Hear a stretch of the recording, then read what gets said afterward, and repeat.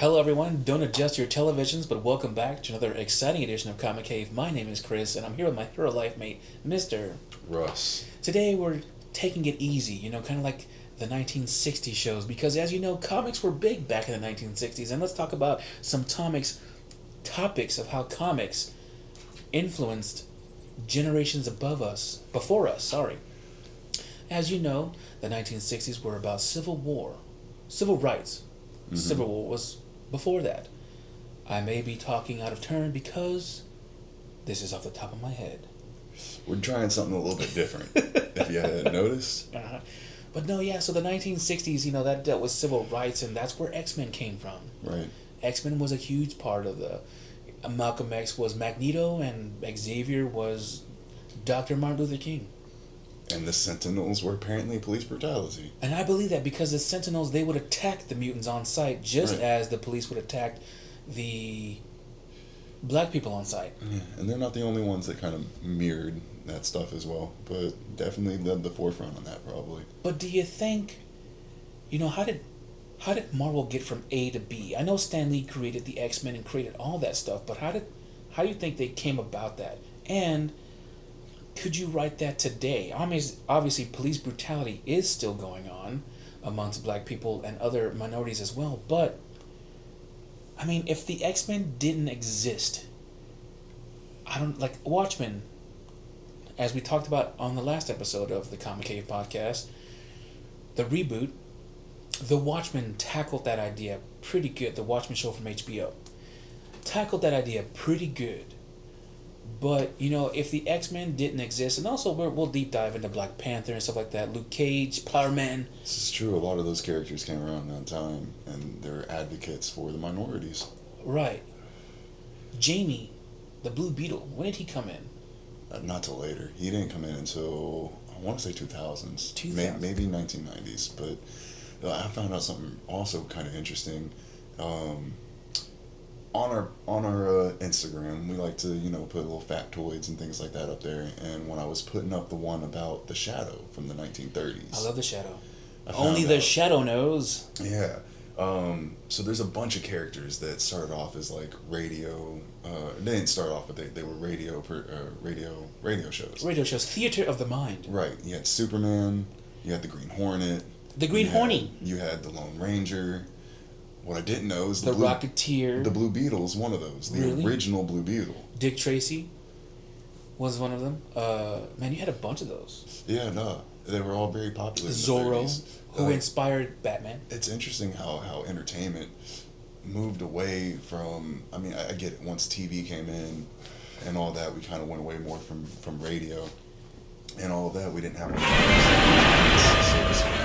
And now we're back. Godzilla just decided to grace us with his presence. But we're back now. Russell's checking on the cameras to see if everything's okay.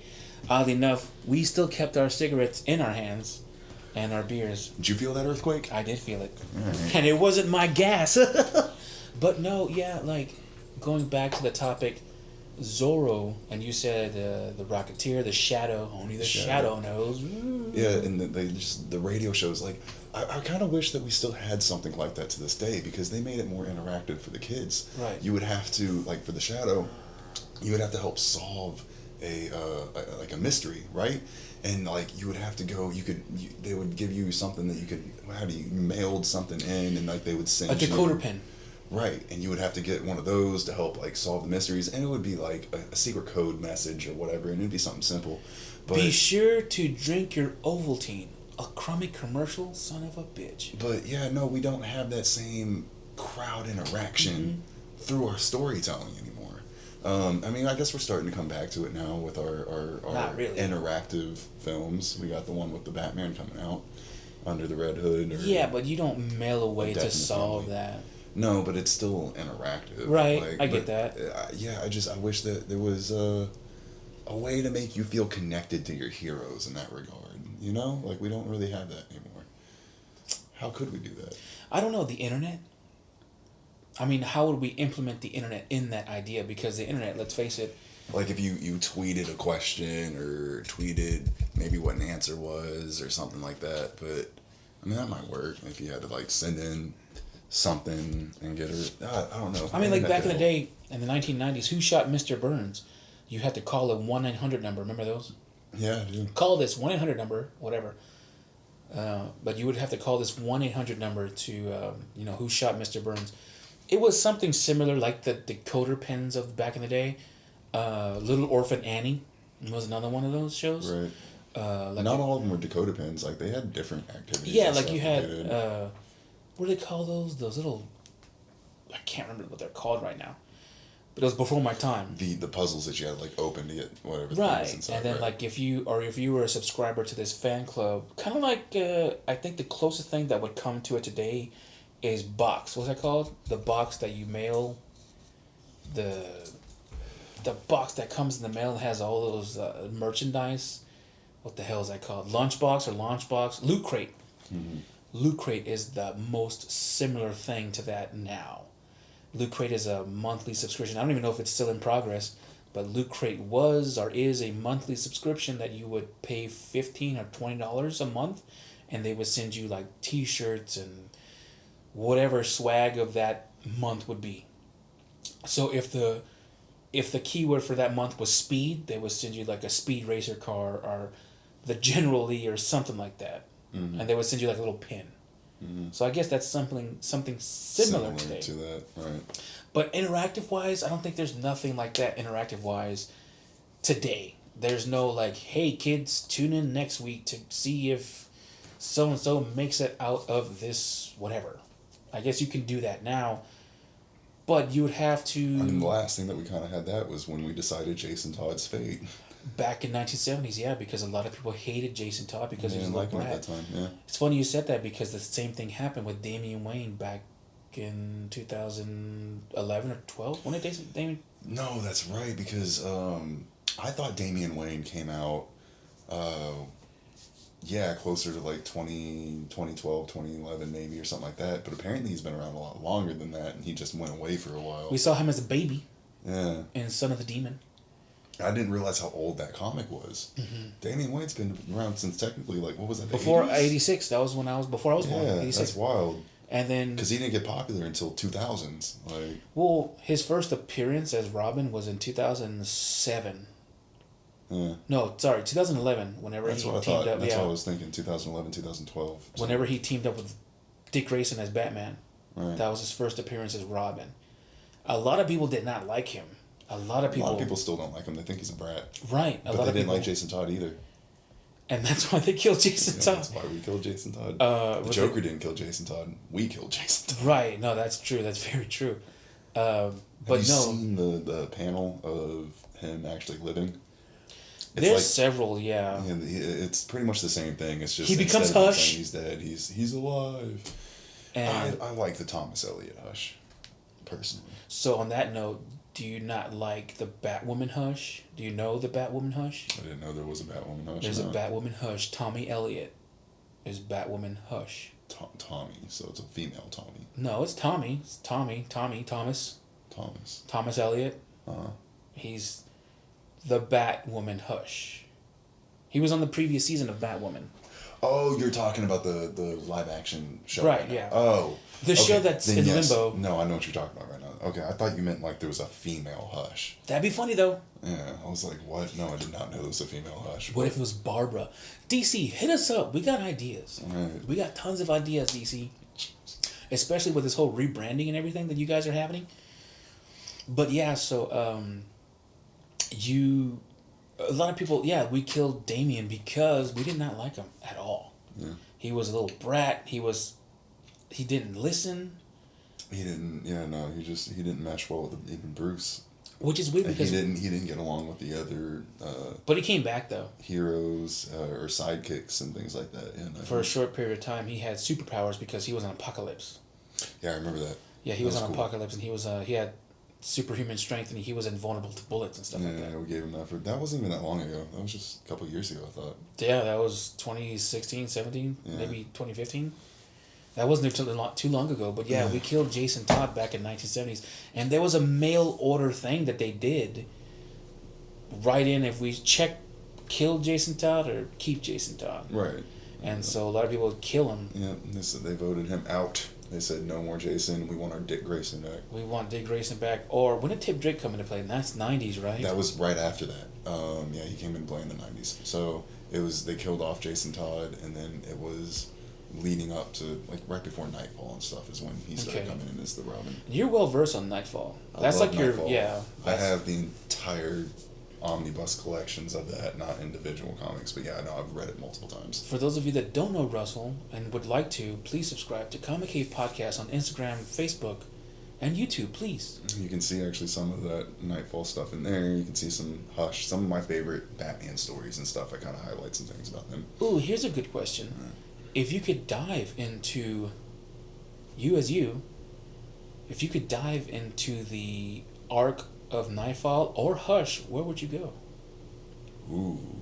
If you could dive into the story arc of either Nightfall or Hush. Man. Okay, so Nightfall takes place over, it's a very, very long series. So you have Nightfall, and then it goes into Night Quest, Night Quest is the third one. See, I'm going to get mixed up on like the technical names, but the whole series of Nightfall is quite long, and it takes place from the moment that Bane's first origin, Bane.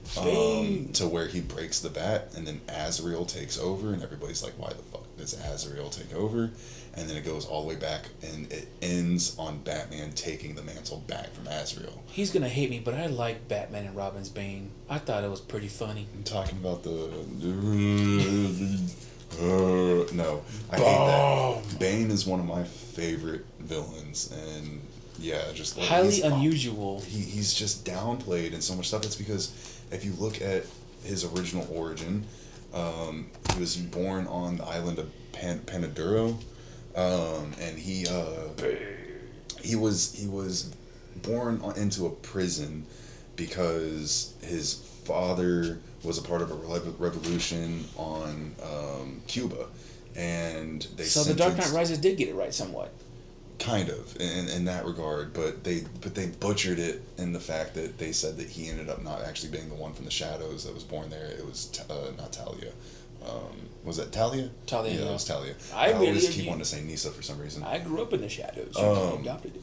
Yeah, but didn't they end up saying that he was just saying that and it was really her that was really right, fucking yes, done? yes. See, I hate that. You're taking key things away from the man, and I hated, no offense to anybody who liked that version of Bane, but I did not like it because they made him yet again a side piece to a bigger villain, and Bane is the big villain. This man, and he's smart too, right? He's a genius. While he was born into this prison, and he was serving a life. His mom died giving birth, and he was serving the life sentence that his dad should have served from the moment that he was born. And while he was in this prison, at first he was getting beat up, and he was getting really fucked up. He was a child in this fucked up prison, like a what's the name of that one prison that was on the island or whatever? Alcatraz. Alcatraz. It was like that. Like, it was like The Rock, serious, a good movie. The serious people went there, and he ended up getting looked after by another prisoner there at some point in time, and then he starts educating himself. He starts working out a lot. Then he enters into a fighting ring circle that was bet on and stuff. El Luchador. No, just it was not. It was within the prison. The prisoners were put up against to fight each other and stuff. He started getting really good at that, and they decided to use him for experiments with Venom. So Venom was actually created by somebody else within this prison. Wait, Venom from Marvel? No, I know what you mean. I know exactly what you mean. But people do get that confused, though. It's true. So they tested this stuff on him, and bottom line is he ended up breaking out of the prison with a few others, and he had his sights set on Gotham for a very simple reason. He heard about the Bat. He heard about how he was ruling over Gotham. He said, "I want to do that. I can be this ruler. I can be this king, so to speak." He's here. Ooh, God, the Batman. So he breaks out, basically swims to fucking Gotham. I can see that. Yeah. With and then he had a few other sidekicks with him and stuff. That had some other side villains. So when he was a mastermind tactician and all this, yes, he could fight. He was extremely smart. He brought some of this Venom back with him and stuff, so he had that. He wasn't the creator of it. Venom. Yeah, we're doing like a whole Bane origin now. But yeah, when he got back, why I liked so much about him is he didn't just immediately fight Batman head on. it was right off of Batman coming off of like another big story arc. I can't remember which one it was that came like right before it. But Batman was already tired at this point, and he actually started catching a cold. Go He figure. just lost Jason Todd, right? This is after that. Yeah, this is after that, but this is a little bit after that. This is like a year or two after that at least. So he's off this other thing, and Bane comes into Gotham, and he breaks almost every prisoner out of Arkham, and he sets it up so that Batman has to go track down all these other villains first, get them back into Arkham. And so he waits and he bides his time, and he watches Batman, and he watches how he handles each of these other villains and stuff, and he strategizes, and he wears him down over like a week's period of time. And then when it came time to actually face him, he was able to break him easily because he already wore him down. He was already fucking with him mentally. Excuse my language again. I'm sorry. I get really passionate about this, but it's super cool. He didn't just come in and fight and like break his back the way that people think. He wore him down first, and he was very smart about how he went up against Batman. So after he broke the bat, and for some reason everybody has criticism on this. Batman Bruce decided that Azrael, who was a character at the time that was starting to gain a little bit of popularity, but he wasn't that popular. Everybody wanted Dick Grayson to take over the mantle, but for some reason he decided, Azrael, you can become the next Batman. The Order of Saint Dumas. Exactly. And that turned out to be a bad decision because he's got split personality disorder, and then it's actually like 3 different ways. And so that really fucking backfires, and he ends up becoming a very, very, very brutal Batman. And Bruce can't do anything about that. He can't take the mantle back. His back was broken, so he ends up going and training. Nisa ends up helping train him and Nisa. Get him. Nisa, whatever I say, whatever. She helps train him and get him back up to par in order to be Bruce, or to be Batman again. And it isn't until later that he ends up taking the mantle back. And it's just really interesting because when Azrael is Bat when he's Batman, Gordon is one of the first to notice, like, you're not Bruce, or you're not Batman. And then of course Catwoman, she notices, and then there's a falling out with Tim Drake, and all sorts of crazy stuff really happens while he's taking over the mantle. So why do you think Bane, up until this point, and Azrael's the first one to beat Bane? Batman in that whole series, Bruce Wayne, doesn't actually beat Bane. Really? Yes. No. Azrael comes back, and it's because he becomes a very, very brutal Batman. The Order of Saint Dumas. He ups the suit. He gives it like. Which really pains me because they cover this in the Arkham Knight game, and I tried to get him to play it. He played it, but then he just threw it aside because he was like, it didn't interest him anymore. I was like, why? I fall off of the Arkham Knight game because it's just a retelling of the Red Hood, Under the Red Hood. Well, in a way, kind of, yeah. Extremely. Not all I don't like stories, even if it's a video game that's kind of predictable to me. That's what makes me lose my interest in it. No offense, I'm not saying it wasn't a good, fun game. It was fun to play for sure. But great. If Arkham series. The gameplay isn't the only thing that keeps me interested in that type of stuff. Story. Yeah, I really like story. Like, that's the reason why I like old school Sega games like Shenmue. Sega Dreamcast, man. Sega Dreamcast. Okay, so why do you think Bane is played second fiddle in pop culture? In the comics, it sounds like he's golden. Because people just look at him. They're like, oh, he's a big, strong. Like think about the people that make these movies. They're not, up until recent times, they're not comic book fans. Right. They don't know the origin like that. They see this character. They're like, oh, big, strong guy. Yeah, but Nolan was also pretty good, well versed in the Bat. Well, he knew his stuff, but he is well versed. Bane is second fiddle. He's a strong brute guy. Yeah, and I've talked to a few people about this, and there's people that have tried to argue that no, man, he was about no. The moment Talia came in, that man shut up, and he was stepped into the backgrounds. He was no longer the big bad boss, and I dislike that. I want to see Bane as the big bad boss because he's the big bad boss. Right. Would you say that he could beat Kingpin in a fight? On Venom, not without it. I would say personally. So he is strong without it. Don't get me wrong. He can fight. But I do think that I'm not even gonna say he's gonna need a lot of Venom, but I think that he would need a little bit to take it. Because let's be real, Kingpin is like, he may as well be a mutant. Yeah, I never saw it that way, but I can understand that. Yeah. Maybe he is a mutant. Like, he would fight Spider-Man, fist fight Spider-Man, and let's think about that for a second. Classic Spider-Man can run 300 miles per hour. Damn, I didn't know that. Right. He's extremely strong. So he's faster than Captain America?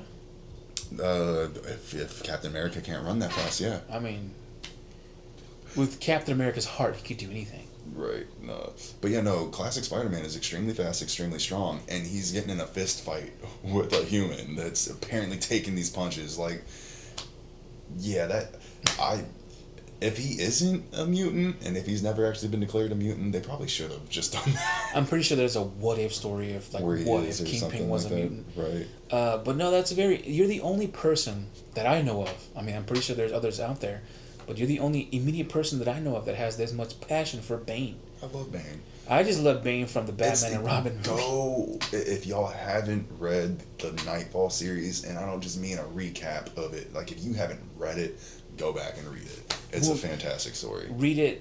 Give us links if you don't want to read it. You can obviously look at it on YouTube. I mean, there's tons of videos out there that recap the whole storyline. Don't recap because you're gonna miss a lot. No, but I mean recap. Meaning like they go into like they go into the comics. They read. I know Comicstorian does like really good on that and stuff, but like, yeah, no, you still miss like really fine details like the interactions between Catwoman and Azrael and like how she realizes that he's not Bruce and stuff like that. Like, it gets intimate. But you never answered the question, what storyline would you dive into, Nightfall or Hush? This is true, I didn't answer that.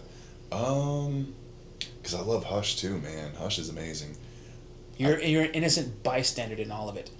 Ooh, I'm going to say Nightfall because there's more crazy stuff going on that I could watch. There's a lot. Yeah, why would you? Hush is because if I'm a innocent bystander, I just get to watch and I'm knowing that I'm not going to. You're not a superhero. You're a Gothamite. But see, a lot of the stuff that happens within Nightfall isn't like apocalyptic at the same time, and it's not in Hush either. But I don't know. If I'm staying in Gotham, it's like part of freaking Hush takes place in Metropolis. Have you ever read one of my favorite comics from DC? Actually, a lot. Kingdom Come by Alex Ross. And, Alex Ross drew it, but Mark Waid. So, in that comic book, there's an old man that he kind of sees how the Spectre gets him. I don't want to give too much away, but the Spectre gets his old man. He kind of sees how everything... Like, you're reading the comics through the eyes of the old man. Mm-hmm. So, if the Spectre comes and gets you, and Russell, this is the unfolding of Nightfall, or this is the unfolding of Hush. Mm-hmm. You could see it. Mm-hmm. Like, what would you want to dive into? Still probably Nightfall. There's a lot more mythos to that. There's a lot more stuff going on. Like, it's the first time that we see so I love Hush because it's the first time that they make like all the Batmobiles canon, but nice. You get the Bat train in Nightfall. There's a train. There's an underground system, and that's what Asbat ends up using to get around even faster than the Batmobile, because he's like, I can get to point A to point B even quicker. There's no traffic. There's nothing for me to avoid. You know who I'd like to meet, right. And it just can't be just Alfred. I refuse to believe that it's just Alfred. Who in the hell makes all those bat symbols to put on all these vehicles? He has a mechanic, and he's like a mentally challenged dude. Really? Yeah. I forget the dude's name. I'll put up a picture. See, I had no idea that was. Yeah, no, and he gets there's a couple storylines where he's in Nightfall as well. That's what I'm saying. Nightfall is amazing.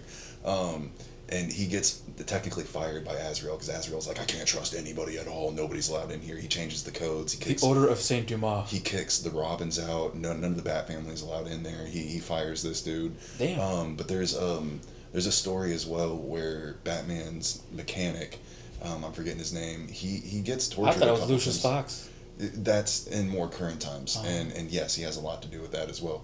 But and this other character, I'm pretty sure he still exists with like I think he's been shown in the New 52 and since then a little bit. You don't see him very much. Is he mentally challenged because Batman's? He's like the Hunchback of Notre Dame. Like, he's a hunched over dude, like straight up. He's distorted in the face. He was he was working for somebody else, and Batman ended up saving him. He's like, I'll give you a home, just work on my vehicles. Similar to Daredevil and his... Similar to Willy Wonka and the Oompa Loompas, but go ahead. True. But yeah, no. I really forget this dude's name, but he does get tortured in a couple of stories and ends up giving up details about Batman, Bruce Wayne, and that backfires in several ways. But Bruce has got a soft spot for people and stuff. As much as people want to say, as much as he's classified as that standalone hero or whatever, he's not. He's the key, bro. He's got a... It's Lois. He's got a whole Bat family, and it's not just Alfred. And it's not just Barbara and Dick and Tim. He has Batman Incorporated, and there are people within Batman Incorporated that don't know that Batman is Bruce Wayne, but at the same time, there's... Well, I would hope so not. See, that's an interesting topic that we'll probably highlight on the next episode of Comic Cave. When and where did secret identities no longer become secret identities? In the 90s. In the 90s? I feel. We're going to dive deep on that next episode of Comic Cave. Because that's been a thing, especially in this day and age, where secret identities don't mean nothing. Right. And I want to say Iron Man kind of like kicked that off. Iron Man and Spider-Man after Civil War. Right. Spider-Man. Civil War in general. I remember I wasn't there, but I remember reading Green Goblin like, what? Or Osborn like, what? It's a kid? And, not even just that. Kingpin and everybody was like... J. Jonah Jameson, he fainted. That was funny. He's a kid! But you just see him in one panel, and the next panel, he's down. Because not even, in the Batman movies nowadays, everyone knows it's Bruce Wayne Batman. Everyone knows it's Iron Man. Because you mean the Bat family, not the general public. Well, no, not the general public, but, Gordon. Gordon never knew that he was Bruce. Never knew for a long time. Yeah. It wasn't... I feel like that came into play after what the future one? Why is my mind going? Beyond. No, not Beyond. The future one. Where he's old. You know what I'm talking about. Batman Beyond? No, where he's old and he's with Bruce and he comes, or with Jim Gordon, he comes back as Batman with the... the Dark Knight Returns. Thank you, Dark Knight Returns. I don't know why my mind wasn't coming up with that. Beyond Batman, but no. Yeah. Dark Knight Returns. He said old Batman, I was like, what? But after that series, because that's like the first series and granted this is like into the future a little bit, but that's the first series I can remember when Jim Gordon knew who he was. Right. No, yeah. Spider-Man in the movies... was her name Jane? Not Jane. Yeah, Mary Jane. Their version of Mary Jane is... She didn't know for the longest time, but she does now. Yeah. She knows in the movie. She's like, I figured it out. He told her. The fat dude from the Spider-Man movies, he's like, I figured it out. He's Spider-Man. That's his best friend. But now, secret identities don't mean anything. The biggest trope of having a secret identity is to protect the ones you love. Right. That's not a thing anymore. That's not a thing. I know in Spider-Man Homecoming... Spidey knew, I gotta protect the people who love me, but they didn't. It wasn't as big as it was back then. So with Batman specifically, I think that it's a little bit less of an ordeal because everybody that does know who he is are people that can protect themselves for the most part. Not entirely. Alfred can die. He did die. Yeah, he did die. Yeah, that's Bane, again. Bane snapped his neck. So yeah, no, Alfred's dead right now. If anybody didn't know that. R.I.P. Alfred. And R.I.P. Batman's future unborn kid.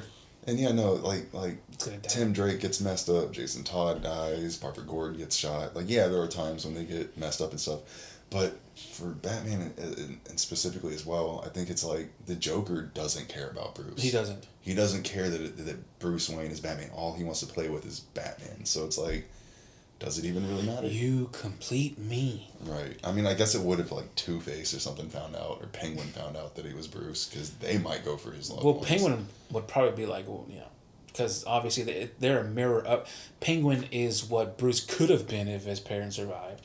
That aristocratic billionaire playboy, not giving a shit about people. I didn't even think about it like that. Yeah, if Batman if his parents never died, he could have been... Everybody's an asshole. Everybody's a mirror of Batman. In some type of way. Right, in some type of way. I don't know... That's interesting. I don't know how TwoFace comes into play. He was a district attorney, but then he became. That's from a specific story that I don't want to give away because the movie's coming out about it, and I don't know if that gives it away or not. But There's a movie coming about Two-Face? Well, they're basing a movie off of his origin story. Ooh, what movie's that? What movie is that? The Batman, or the Batman with the homeboy that used to be a vampire. Oh, Robert Pattinson. That's what that's about? It's about the Long Halloween shit. I didn't know about that. I mean, was taking influence off of that. Okay, well that just ruins that. No. Like, there hasn't been nothing about that film that I know of. No, they said. I just know that the Riddler's gonna be the big bad. No, they're taking influence from the Long Halloween and Year One. Well, shit. I mean, but wait a minute. Wasn't that what Batman Begins was? It wasn't off the Long Halloween. It was not Long Halloween, but Year One. Halloween was that game, Arkham Knight. Arkham Knight took influence off of Long Halloween. That's why you had all those. Yeah. That makes sense. That's why you had all those the bad murders guys and stuff. Mm-hmm. That makes sense. It took place off of Long Halloween. But we're gonna wrap it up here at the Comic Cave. Thank you guys so much for joining us once again. Please go like and subscribe. Please tell all your friends. We're trying to make it big. We're trying to make it out there. We're trying to make a name for ourselves. We just want to go to Comic-Con. He's trying to make it big. I'm just trying to have fun. Well, I just want to go to Comic-Con. That's all. If you guys can give me to Comic-Con for free and I'll take Russell. Right. I don't want to make it big time but I just want to go to Comic-Con. I've never been to Comic-Con. I want to be invited to all like the premieres of like Star Wars. Me, guys, I just like talking comics. I did this because I was talking my girl's ear off, and she didn't want to hear it no more. I don't care. So I figured I'd talk to people that actually give a damn. Right. So if there's anything that you guys wanted us to talk about, like definitely, there's some exciting episodes to come. I'm really excited. We got a few requests. I'm gonna do a whole thing about Dragon Ball and go into detail about how it got to where it's at. That's to come. There's animes and stuff that are like, check out the Instagram. There's a whole show about The Price is Right. Yeah. And how we stayed home when we were kids, sick, and watched The Price is Right. But that's neither here or there. That's in the future episode. You have to please subscribe to our channel and go like us on Instagram. Please share us and everything. Going away, I guess the last topic I'd like to say, I have HBO Max. I'm a subscriber to HBO Max. I used to have the DC app, but I don't anymore. I still like that app, personally. DC app? Yeah, the comics and stuff that are on there are great. And it doesn't have everything, but it's got like all of the Injustice, and that's pretty freaking dope. Right. Yeah, I mean, the DC app still serves its purpose, but I have HBO Max, and what they recently added on there was the Harley Quinn cartoons. I didn't watch them. I only caught clips of them. You were waiting for that to come out. I only caught clips of them on YouTube. But now that I'm watching the episodes, it's pretty funny. What the fuck? That's pretty funny. How is it that DC let this by? Because it's meant for adults or whatever, and it's not a Batman show. It's a Harley Quinn show. No, there's tons. There's tons of Batman, but it's not his show. Right. So there are certain things in it that I'm not a huge I love fan it. of. I'm not complaining. But they're playing off of the characters. Yes. So I didn't know, because of that show though, I didn't know that Clayface was an actor. A theater actor, yeah. So that's why he's like that. They're really playing. So was Firefly. Firefly was also a theater actor. I didn't know that. And so, but I'm watching these episodes and I'm just like, what? Did Joker really just fucking, he bursts out of a dude's skin and stuff like that? That's not even the funniest part. The Damien is pretty funny. I don't like that they make him they really make him a spoiled little brat. He's like, I'm America's sweetheart. No, you know who's funny? That plant. That piranha plant. Funny. Right. That's a new character, or was that something? I don't know that character. No. Yeah. So I'm watching. Poison Ivy is pretty funny in it too. Yeah. I'm watching, and I'm still wrapping up season 1 and going on season 2. Season 2's got a twist for sure. But too. I just what the fuck? What? How is it that we could have a cartoon about this, but I can't see Batman, someone's neck off or something? Because you're wanting, again, a Batman central show about that. That's not going to happen. This is a Harley Quinn central thing, and she's still, let's be real, I'm sorry to any you Harley Quinn fans out there, yes, she's on a journey of becoming her own person. That's what this show is about as well. But she's still, rooted in villain. But Going Like, back to our previous episode, I can understand now why kids are picking up on her. I can understand it because, yes, the old Harley Quinn that we know, it's not the Harley Quinn. It's not yeah, the same it's Harley a Quinn. whole different, super independent, super like girl power. Yeah. But So that started to come up more. I feel like with her relationship with Poison Ivy in the comics, and with Catwoman, they became the what is it? That was a team that they were. oh, the Sirens. Is that the Sirens? That's the I wanted to Sirens. say Sirens, but I Gotham thought that City the Sirens, was which is a good comic. Go read that. That's a good comic. Yeah, I own yeah. them. But no, yeah, like I'm watching these episodes and I'm just like, how did DC? Gordon is like this little prissy. Gordon is probably my favorite character in that show. He's I like- said that about Gordon is hilarious. Yeah. Like So like he's it's just a drunk and like it's my wife doesn't respect me. Like what the fuck? But yeah, so I'm currently watching. I know I'm late, but I'm currently watching this Harley Quinn episodes. Are you watching anything new? Or did you ever get interested in Doom? Yeah, Doom Patrol? I am. I'm watching that actually, and I'm up on that one. I did actually. I really do enjoy that show. It's because it's weird and it's Right. different, and I don't. Yeah, you wouldn't like it. I don't think, but I saw the first season. you saw it all. Yeah, I saw it all. So I the don't know the second- characters though. Second season's pretty interesting. It picks up about his kid. Okay. I just know that Cyborg. I'm kind of interested in Cyborg. Is it good? Um, Their version of Cyborg. it's a downplayed Booyah. version of Cyborg, but he's all right. You know, he's Okay. cool. I don't feel like he's the one that steals the limelight in that show at all. Okay. But But we're gonna head on out. Thank you guys so much for listening once again to Comic Cave Podcast. My name is Chris. I'm here with my hetero life mate. Russ. Until next time, ladies and gentlemen, boys and girls, children of all ages, the Geek Squad is out. Peace.